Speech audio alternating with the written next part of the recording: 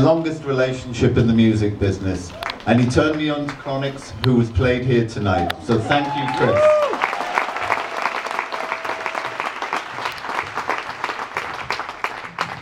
This is really great. Thank you. I'm not used to achieving anything on my own. This is very unusual. An award for not doing something.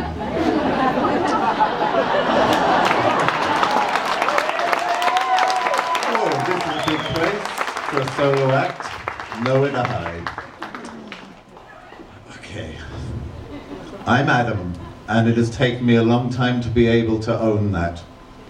I always thought I had someone else's name. It wasn't mine.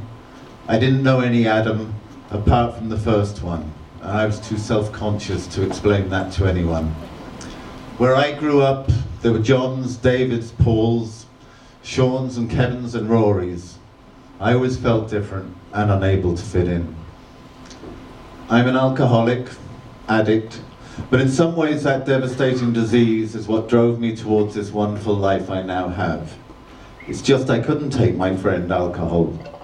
At some point I had to leave it behind and to claim my full potential. My disease is one that requires me to self-diagnose.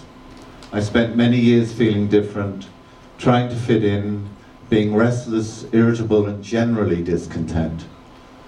I sought out many philosophies, activities, disciplines. I tried a lot of different things to calm my inner self. I compared my actions to others. I judged the behavior of others to see where I fitted in. I trod the well-worn path of every abnormal drinker to try and drink like normal people. I was filled with fear and unable to objectively examine what was going on or see how these negative traits were holding me back. I didn't think you could be in a band and not drink. It is so much a part of our culture because we work at night, we want to go out at night, we live at night, we do business at night. I thought my life would be over, but two heroes of mine were there for me, and it meant a great deal that they would try to convince me otherwise.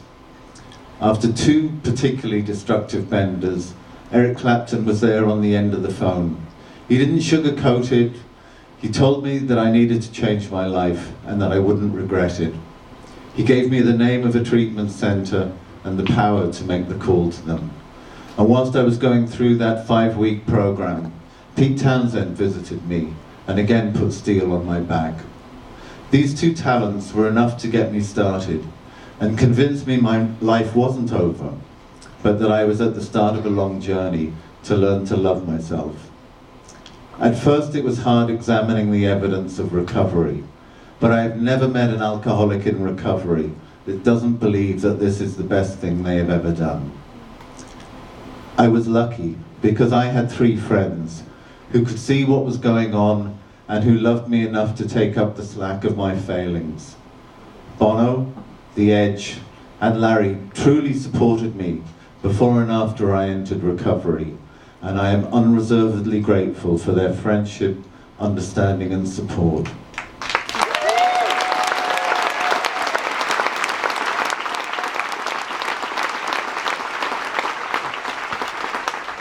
I am in awe of the extraordinary work we have done together, not just the music, but also our relationships with Red, Music Rising and Music Generation.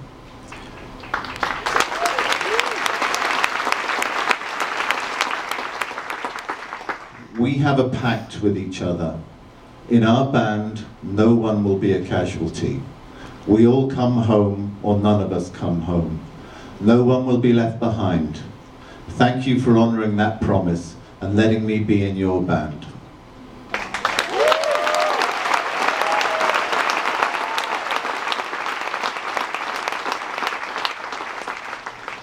I was in Brazil and I met a lawyer who was smart and beautiful. We started dating. I got married in sobriety to Mariana. I didn't think that would happen. She's never seen me drinking, but she does know me crazy.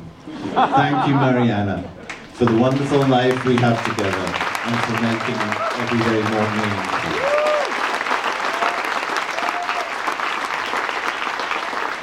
Wow, we have had a great night of music, haven't we? That is one thing I just never wanted to lose. It kept me going through some bad times. I'd like to thank Neil Portnow and the Musicares team for organising this evening. And I'd like to thank the Recording Academy for their support. Thank you, Hal Wilner and Rachel Fox, for arranging the wonderful music that we've heard. Pat Deely, thank you for being so generous and graceful.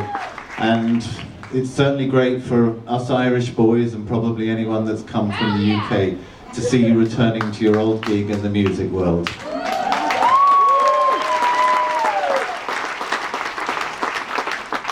I'd like to thank the artists that performed tonight.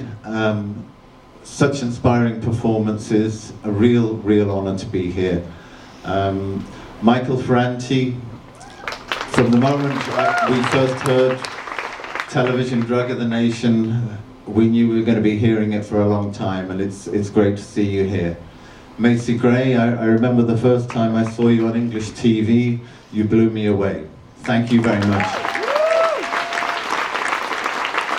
The Lumineers, it's a pleasure to have you on stage with us every night, and really great to see you here without having to run to my other gig.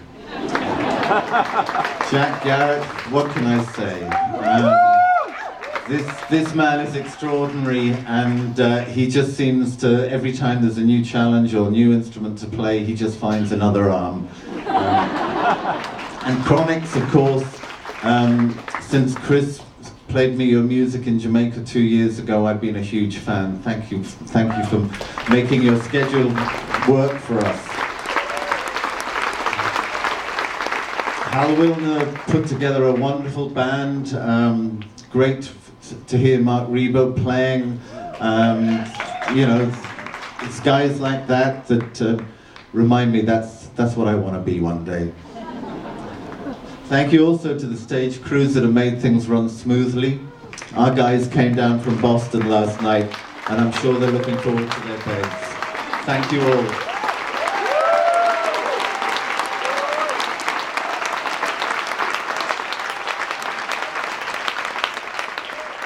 I'd also like to thank Guy Siri, the Maverick team, Arthur Fogel of Live Nation, Jesse Peters, Jennifer Pitcher and Natasha Isaacs for making sure everything ran without a hitch.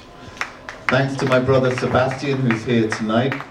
He's seen me at my best and at my very worst. Gavin Friday is here tonight. Thank you, Gavin. And finally, this is not really about me. I'd like to thank everyone that has supported tonight's event by buying tables and tickets. Without your support, none of this would be possible. You bring hope and a second chance to so many people struggling with addiction.